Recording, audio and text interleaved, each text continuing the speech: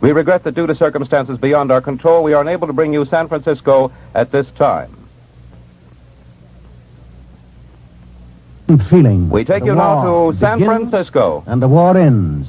Come in, Mr. What Kaltenborn. actually happened is that there is a long process when peace ceases to exist and war begins to come, and then, at a given moment, such as that at Pearl Harbor, there is a dramatic opening of the actual fighting. Well, similarly, when a war ends, the shooting ceases first here and there, in one country or another.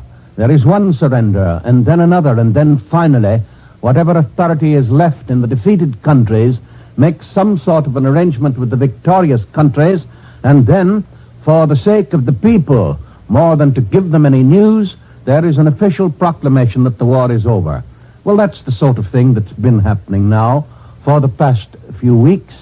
We could have proclaimed VE Day, Victory in Europe Day, at any time for at least 2 weeks past, and it would have been a perfectly legitimate thing. Because obviously, in a war that is as far extended as this, that covers as many parts of the world, that has overrun all of Europe, that has left pockets of resistance in a score of islands in the Mediterranean, in the English Channel, in the pockets of France, at the harbors on the western part of France, in various parts of Austria, of Czechoslovakia, of Germany, of Denmark, of Norway, it's probably impossible that the war could actually end at any given moment, because no matter who is in charge in Germany now, he is not in such complete charge that he controls all the German elements that are still fighting. And we have just had a bulletin to the effect that even though it may all be true that Admiral Dönitz and General Krozik have signed some sort of formal document with the Allies for a complete surrender, those troops in Czechoslovakia, who are acting more or less independently under their commander there, said that they would not surrender unless they were guaranteed free passage across Czechoslovakia back into Germany. Perhaps they don't realize the extent to which Germany is already occupied by Allied forces. And then, on this particular war end, we have another complicating feature. We have the fact that while the Germans have now reached the point where they are completely willing to surrender to Great Britain and the United States, they do not wish to surrender to the Soviet Union. And yet, for our part, we cannot accept any such partial surrender. We are under obligations to the Soviet Union in a signed and sealed document that the surrender is to be joint, that it is to be addressed to all three powers, and we would be unfaithful to our obligations to the Soviet Union if, when it comes to a general surrender on the government level, that is, as between Dönitz and Krozik and perhaps Himmler on the one hand, and either General Eisenhower or the three governments on the other, because Eisenhower does represent the Allied governments, well, unless we get it on something less than the government level, we couldn't take it unless it were addressed to all three powers. And a large part of the negotiation that's been going on during the past week just concerns the unwillingness of the Germans to make the surrender to Russia and our unwillingness to accept the surrender that does not formally include the Soviet Union. That's been the fundamental trouble. That's why we've had these various false reports. That's why there have been meetings of various kinds between German emissaries and American and British emissaries trying to work out that particular point. Well, let's assume that now we've finally gotten Dönitz and Krozik and whatever there is of a German government, that government that has been moving from Berlin to Kiel and then from Kiel into Denmark and from Denmark perhaps back to Flensburg on the Danish-German frontier, that government has now decided, all right, we'll surrender to all three governments. Well, if that has happened, why then naturally Dönitz would issue a report to his submarine commanders urging them to cease fighting. But you can't tell what a German submarine commander would do under those circumstances.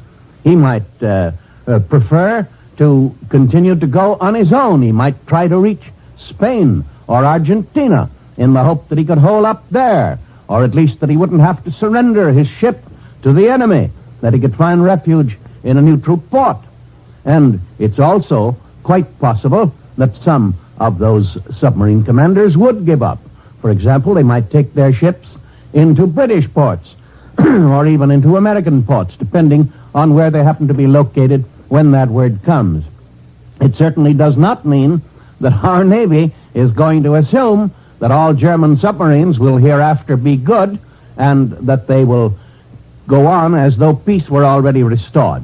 No, this is an instance where the transition from war to peace has been a very slow one, has been very partial, and will not be completed by the mere announcement that the shadow government which has succeeded the Hitler-Goering-Goebbels regime is now in a position to control everybody who is still fighting.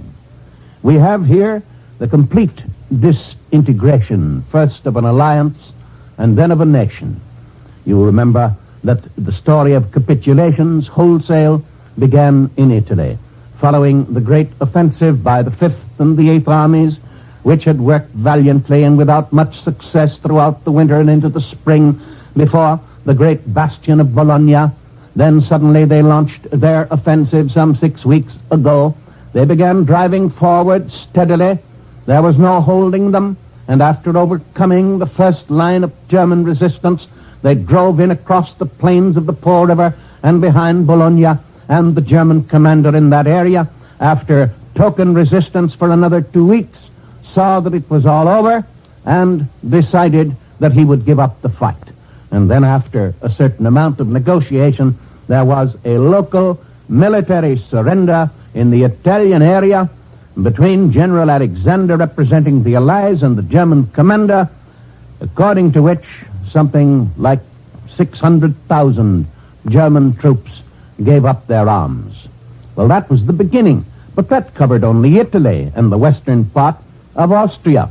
There were still other troops fighting in Austria, fighting in Czechoslovakia, in Germany, and all over Scandinavia. And so that was only point one in this surrender. Well, then came point two. We had the continued advance of the 3rd and the 7th Armies down south towards Austria. We had the further drive on the part of the British in the north, and the second really great surrender came to the British armies under General Montgomery. The Germans in the north pulled back from their Russian front, and as many of them as could surrendered to General Montgomery. That negotiation came on the German-Danish border. That also involved something like 500,000 troops. We really don't know exactly how many, because the numbers are so large that they have still been unable to count them all. And then that followed a complete success by the British forces in driving up towards a junction with the Russians near the Baltic, beyond Hamburg, in the area between Hamburg and Stettin. Well, there, too, the British had taken close to 500,000 soldiers before the formal surrender, which gave them another 500,000. However, all that adds up to perhaps a total of 2 million troops involved. And, as we know, the Germans still had a matter of 5 or 6 million. We must remember that they had mobilized this Volkssturm, which, while it was not particularly efficient, was yet an organized military force. And so there were, in addition to these 2 armies that surrendered, huge armies that were being prepared, that were being drilled, that were being held in reserve, in addition to those that were at the front. And, of course, the Germans have had probably their best remaining available forces fighting against the Russians. The Russians succeeded in taking Berlin only with a magnificent effort. Let no one suppose that they had an easy time in their last final drive across the Oder River between Frankfurt and Breslau, and that march forward towards Berlin. That was a very hard struggle. That will stand out as one of the most brilliant Russian campaigns of the entire war, because the Germans had definitely established their strongest, most determined resistance in that particular area east of Berlin. But the Russian offensive there covered a relatively small area. It was only some time later that they also succeeded in driving through Stettin. And even after they got that far, they still met tremendous German resistance. And then came that rather curious relation between the American army advancing across the Elbe in the direction of Berlin and the Russians marching west of Berlin. We could have taken Berlin. Frankly, I'm convinced of that on the basis of the military situation as it stood after we had made our plunge through Germany, had reached the Elbe, and had crossed the Elbe at least 3 different points. And we were pushing forward, and I'm convinced could have pushed forward, when orders were received from General Eisenhower to go back to the river and to take up the line that had been agreed upon between Russia and the United States and Great Britain for the Russian occupation. You see, what makes this war rather more complicated is this matter of the Allies, of their respective zones of occupation, of the German unwillingness to surrender to Russia what they're now entirely willing to surrender to Britain and the United States. And because of that situation, we've got to be particularly careful and particularly tactful not to give the Russians the impression that we are perfectly willing to accept something from the Germans which is not in complete accord with our previous agreements.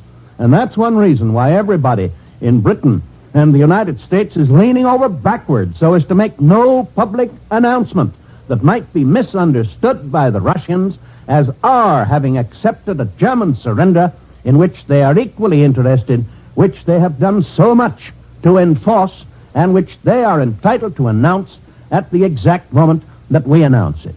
And there you come to the different situation that exists in news services and in the handling of news in the Soviet Union and in the United States.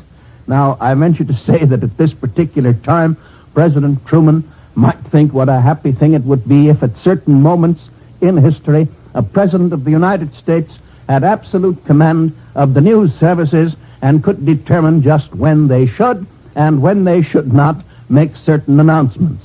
Now, in Soviet Russia, where I have worked as a newspaperman, there is absolutely no difficulty because nobody can say anything to anybody by way of print unless a government official has first okayed it. So no one representing the press of the Soviet Union is in Europe trying to score what we call a beat on the announcement of an armistice.